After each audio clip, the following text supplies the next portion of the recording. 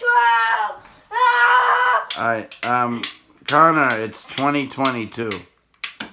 What? It's 2022. You're way off, yeah. Must fall back!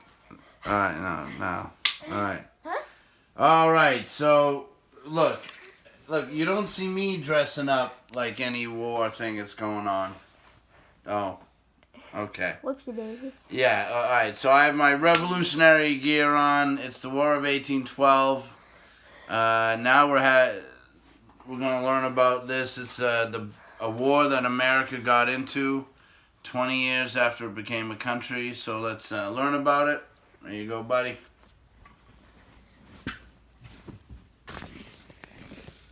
Well, the Revolutionary War Part 2, or the War of 1812.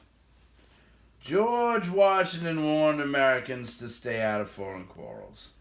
Unfortunately, England and France wouldn't let us do that. Would have been nice if they had left our infant nation alone. This country needed a few years to grow up without having old friends pick on us. But that wasn't to be. And so we went to war. This is how it came about. As you know, soon after our revolution, France had a revolution of its own. At first, everyone thought the French Revolution would be like the one in America, but it got out of hand. The winners of the revolution began chopping off the heads of the losers. Really. With a head-chopping machine called a guillotine. Then Napoleon came to power. He tried to conquer most of Europe, and England declared war on France. Americans had a hard time trying to figure out what was going on across the ocean. News traveled slowly. We tried to stay out of the European war. We tried to stay neutral. But neither England nor France respected nations that were neutral. Both countries captured American ships and took American sailors as prisoners. The British sea captains forced the American sailors to work on British ships. Naturally, that made people in this country angry. There was something else that made Americans angry with England. England had never cleared out of its forts it held in the territories west of the Appalachian Mountains. England was supposed to leave after the Revolutionary War. Many English men and women seemed to believe that someday America would again be part of the British Empire. Capturing ships and holding territory, those are two pretty good reasons for fighting. Then a third reason that wasn't so good. Many Americans wanted Indian land, but the English in their western forts had become the friends and protectors of the Indians. Americans were divided. Most New Englanders did not want to get involved in another war with England. England controlled the seas, and New England depended on its sea trade. Most Westerners and some Southerners wanted to go to war. Scholarly James Madison, who was 63 and president, was cautious. But in Congress and across the land, a new generation of leaders was taking the place of the men who had fought in the Revolution. These new leaders had been youngsters when the Constitution was written. They didn't have the memories of the old days when there were good feelings toward England. They didn't remember the long, hard battles of the Revolutionary War. All they had heard were stories of battlefield valor and victory. They were eager to fight. Henry Clay from Kentucky was one of the new leaders. Andrew Jackson of Tennessee was another. Those who wanted to go to war were called war hawks. They finally convinced President Madison that the nation's honor was at stake. In 1812, war was declared against Great Britain. The Warhawks thought they could march to Canada and take all that land from from England. Henry Clay boasted that the Kentucky militia could do it all by itself. When it came to the sea, however, he thought differently. So did most Americans. They believed the famous English Navy would easily outfight them. Were they surprised? Canada didn't fall to the American forces. The Americans fought poorly in Canada. But the little American Navy won some surprising victories against the big British Navy. And no one in the world expected that. But the War of 1812, which really should be called the War of 1812 to 1815, because that's how long it lasted, started slowly. Then the war in Europe, the one between England and France, ended. Napoleon lost. That was terrible for the United States. It meant that the English could now send more soldiers to America. They did. In 1814, they sailed an army into Chesapeake Bay. Check the map on page 77. Landed redcoats, whipped American troops at Bladensburg, 5 miles from Washington, D.C., and then marched on, heading for the nation's capital. By that time, there were hardly any American soldiers in the city. They'd all fled. And those residents who were still around were keeping quiet about it behind their shuttered windows. The British commander, Major General Robert Ross, had orders to destroy and lay waste the towns he captured. Ross, however, was prepared to negotiate with Washington's leaders. If they paid ransom, he might spare the city. But there weren't any leaders to be found. So, the general sent his soldiers to burn Congress's home, the Capitol, but it was so well built they had a hard time of it. They piled up chairs and books and drapes and torched them. Finally, much of the building went. Then they headed toward the president's house. James Madison wasn't at home. He had been at Bladensburg. Now he was somewhere off consulting with his generals. He was courageous, but when it came to military leadership, he was a dud. It was his wife Dolly who was the indomitable member of the family. She was in the president's house getting ready to have dinner with friends. Dolly was advised to flee, but before she did, the First Lady took important papers, silverware, and red velvet drapes and had them loaded onto a wagon. She got out just before the British arrived. The British toasted the king with the president's Madeira wine and ate Dolly's dinner. The wine was still chilled and the meats laid out handsomely. After dinner, the British set a bonfire inside the president's house. From there, they carried the torches to the treasury and were disappointed to find no money inside. They burned that building and they burned the Library of Congress too. Dr. William Thornton, the architect of the Capitol, remember he won the contest to design it, was brave enough to stand outside the patent office and convince the soldiers that they would be destroying inventive science if they burned that building. So they spared it. But the next day, a storm erupted with wind and rain so intense that the roof was blown off the patent office and some inventions with it. Are they going to say there was a tornado? Why don't they say it? There was a tornado. I don't know why it's not saying there was a tornado.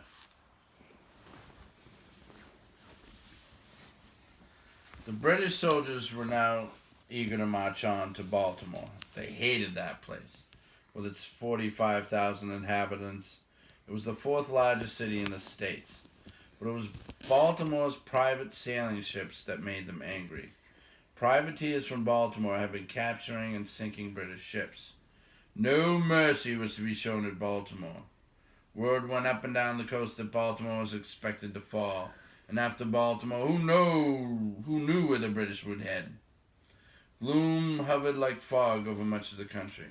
Citizens from Alexandria and Georgetown rushed to surrender to the British without even being asked. Annapolis got ready to give up too. But the British fleet sailed right by that town. They were after the bigger city up the river. They called it Mobtown. They didn't know that something was happening at Baltimore that was changing the mood of despair. Major George Samuel Smith, who had leadership genes in every one of his cells, had taken charge of the city. He put Baltimore's citizens to work. It wasn't easy for him to get the rich merchants to agree to sink their own ships in the harbor to make a barrier to keep out the English. But Smith convinced them that it was better than losing everything if the city fell. Trenches were dug, cannons put in place, and the citizen militia, which had performed miserably at Bladensburg, was drilled and drilled again. A letter printed in the Evening Post said, "White and black will all work together. You'll see a master and a slave digging side by side. there is no distinction whatsoever. Baltimore Harbor was guarded by big star-shaped Fort McHenry. Major George Armistead commanded that fort. Early in the war, Armistead went to Mary Pickersgill, a well-known Baltimore flag maker, and ordered an American flag so large the British will have no difficulty seeing it at a distance. She and her 13-year-old daughter sewed stripes of red and white English wool bunting and added cotton stars. The huge flag was 42 feet by 30 feet, had 15 stripes and 15 stars, and cost $405.90. Armistead raised it over the fort. The English ships couldn't miss it when they sailed into the harbor. They were soon approached by a small ship of truce. Francis Scott Key, a Washington lawyer who had fought at Bladensburg, had been sent to rescue William Beanes, a much-loved doctor who had been taken hostage by the British. Key had letters from British prisoners of war saying they were being well treated. That got Dr. Beanes released. But the two men and the truce ship had to wait with the British until the fighting was over. The battle began on a Sunday. "May the Lord bless King George, convert him, and take him to heaven, as we want no more of him," said the Reverend John Gruber at Baltimore's Light Street Methodist Church. Then his congregation rushed out and prepared for whatever was ahead. At about the same time, the British Admiral Sir George Cockburn, pronounced Coburn, was changing his plans. He could see that the ship sunk in the harbor prevented him from sailing right up the city. He would have to capture Fort McHenry if he wanted Baltimore. That night, rockets and bombs lit the starless sky like fireworks. The rockets were real whiz-bangers with fire-spouting tails. The English had learned about rockets in India. They used them to frighten their enemies. The rockets were terrifying, but not very dangerous unless one hit you directly. It was the cannons on the British ships that were dangerous. Some of their shells had the range of 2 miles. Nothing in the batteries at Fort McHenry could match that. Were the Americans scared? Well, the all-night bombardment certainly didn't make them feel good. Early in the morning, the British force set out to do battle, but something happened that they hadn't expected. The commander, General Robert Ross, was killed.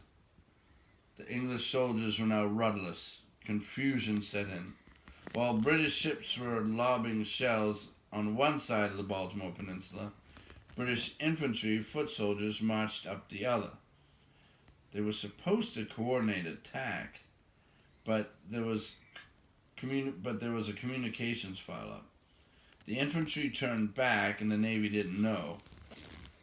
Sailors fought to protect soldiers who weren't there. Meanwhile, the bombing of Fort McHenry went on and on for 25 hours. Francis Scott Key on the truce ship watched his rockets' red glare and listened to bombs bursting in air. And then it stopped. It was very dark and very quiet. And it was raining so hard no one could tell what had happened. Had the fort been captured?